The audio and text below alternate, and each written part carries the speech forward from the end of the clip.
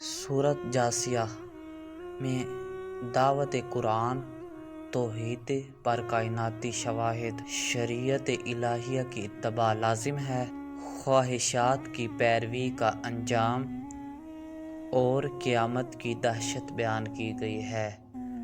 اور سورۃ احقاف میں تخلیق کائنات، ایمان و استقامت اور والدین کے حقوق اور حضرت ہود علیہ السلام کی قوم عاد کو تبلیغ، جنات کی تصدیق اور صبر کی تلقین بیان کی گئی ہے۔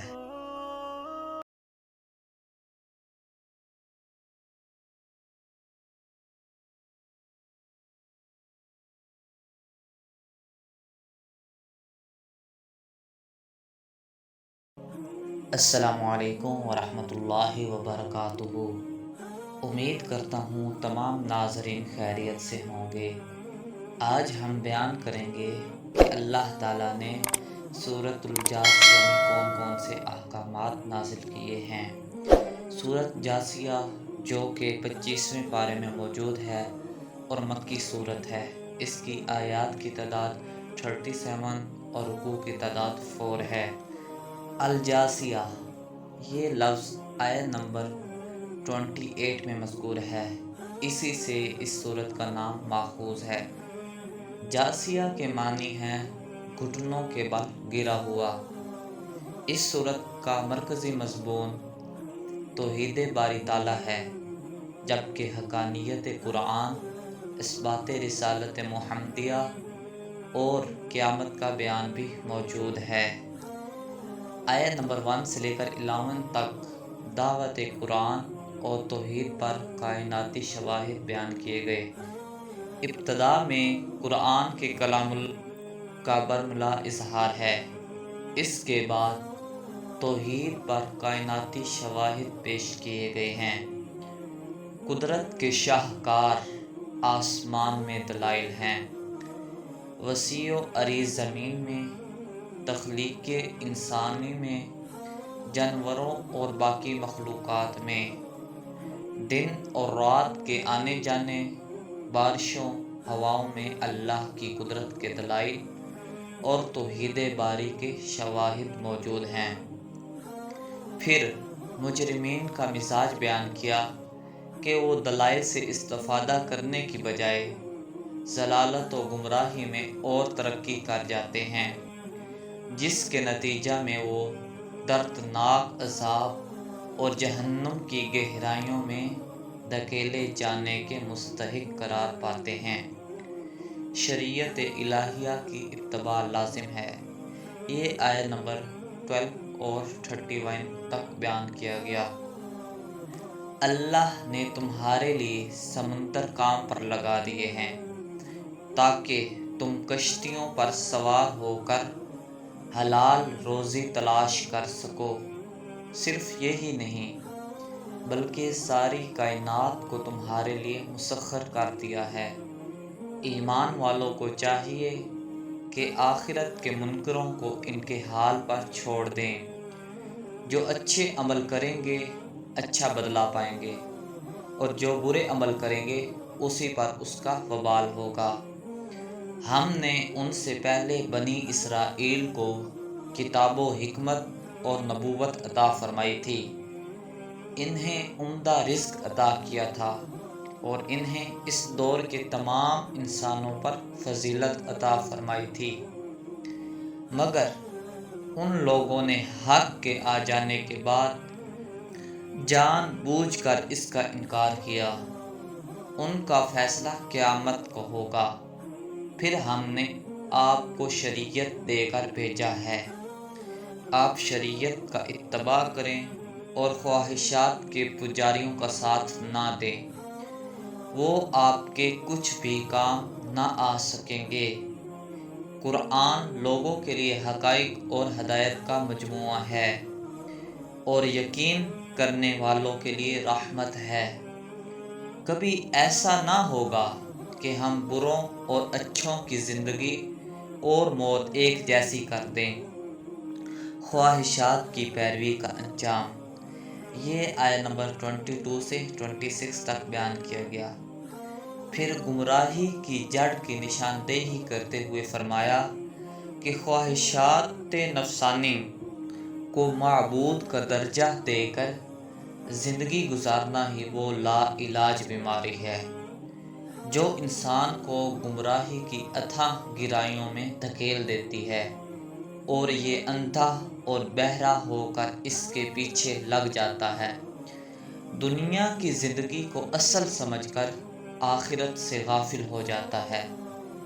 قیامت کی دہشت، یہ آیت نمبر 27 اور 37 تک بیان کیا گیا۔ قیامت کے دن کی ہولناکی اور دہشت کا بیان کر کے بتایا گیا ہے کہ اس دن لوگوں گھٹنوں کے بل گر پڑے ہوں گے اور ان کی دو جماعتیں بن جائیں گی، ایمان اور اعمال صالحہ والے اللہ کی رحمت اور واضح کامیابی کو مستحق قرار پائیں گے، جبکہ کافر و متکبر اپنی مجرمانہ حرکات کی بنا پر پرکاہ کی حیثیت بھی نہیں رکھیں گے اور بے یارو مددگار جہنم کا ایندھن بنایا دیے جائیں گے۔ تمام تعریفیں آسمان و زمین اور ساری کائنات کے رب کے لیے ہیں، اور آسمان و زمین کی بڑائی بھی اسی زبردست اور حکمت والوں اللہ کو سزاوار ہے۔ ایک دعا ہے، فَلِلَّهِ الْحَمْدُ رَبِّ السَّمَاوَاتِ وَرَبِّ الْأَرْضِ رَبِّ الْعَالَمِينَ وَلَهُ الْكِبْرِيَاءُ فِي السَّمَاوَاتِ وَالْأَرْضِ وَهُوَ الْعَزِيزُ الْحَكِيمُ والصلاة والسلام على رسوله النبي الأمي سيدنا ومولانا محمد وعلى آله وصحبه أجمعين رب ارحمهما كما ربياني صغيرا۔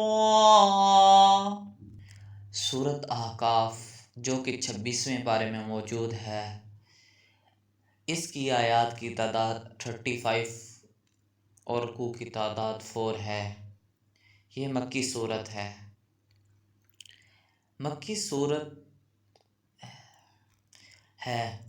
احقاف اس دور کے سپر پاور قوم عاد کے دارالسلطنت کا نام تھا۔ آیت نمبر 21 میں الاحقاف کا کلمہ مذکور ہے، یہی اس سورت مبارکہ کا نام ہے۔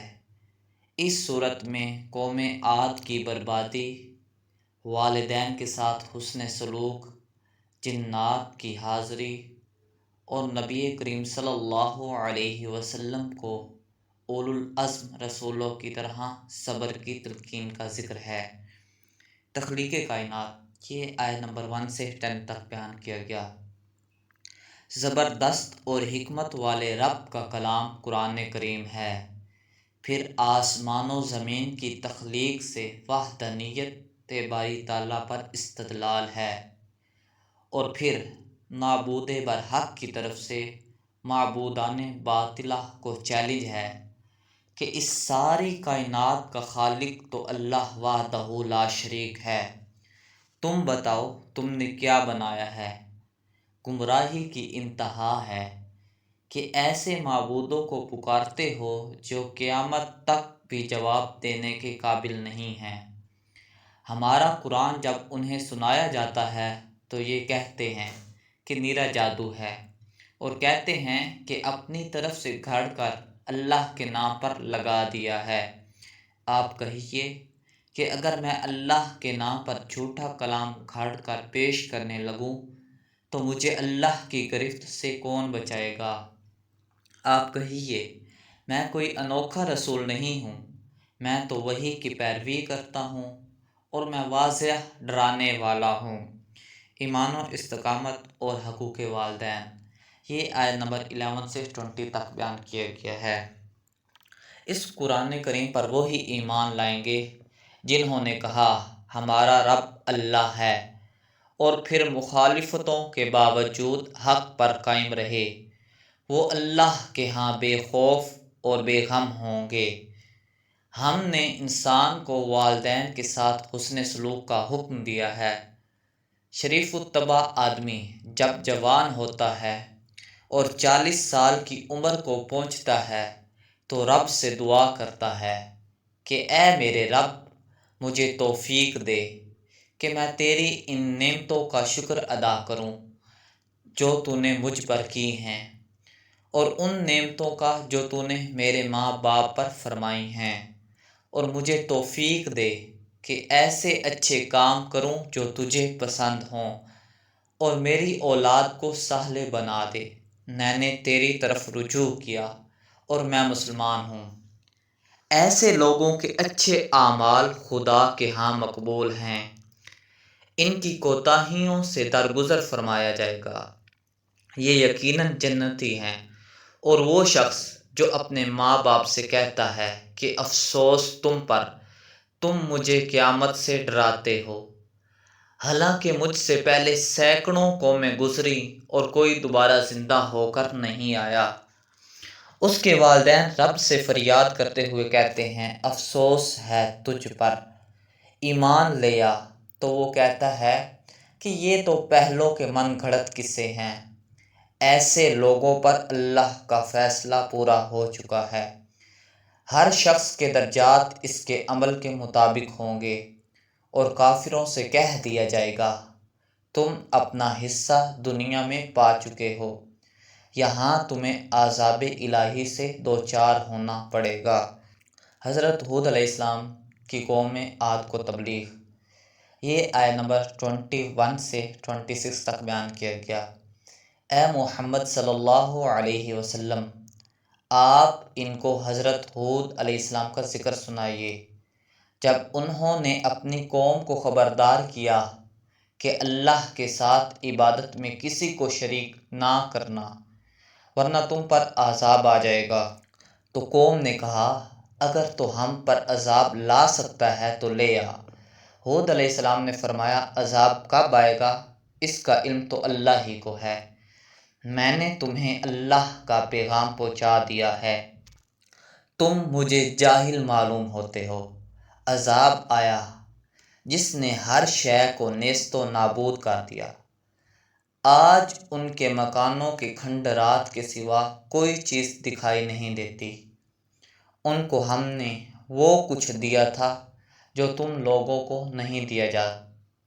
ان کو ہم نے آنکھیں، کان اور دل سب کچھ دے رکھا تھا، مگر نہ ان کے کان کسی کام آئے، نہ ان کی آنکھیں کسی کام آئی، اور نہ ان کا دل کسی کام آیا، کیونکہ وہ اللہ کی آیات کا انکار کرتے تھے۔ جنات کی تصدیق اور صبر کی تلقین، یہ آیت نمبر 27 سے 35 تک بیان کیا گیا۔ آپ ان کو سمجھائیں، دیکھو تمہارے ارد گرد کتنی آبادیاں خدا کی نافرمانیوں کے باعث ہلاک ہو چکی ہیں۔ جب ان پر اللہ کا عذاب آیا تو ان کے جھوٹے معبودان ان کی مدد کو نہ پہنچ سکے۔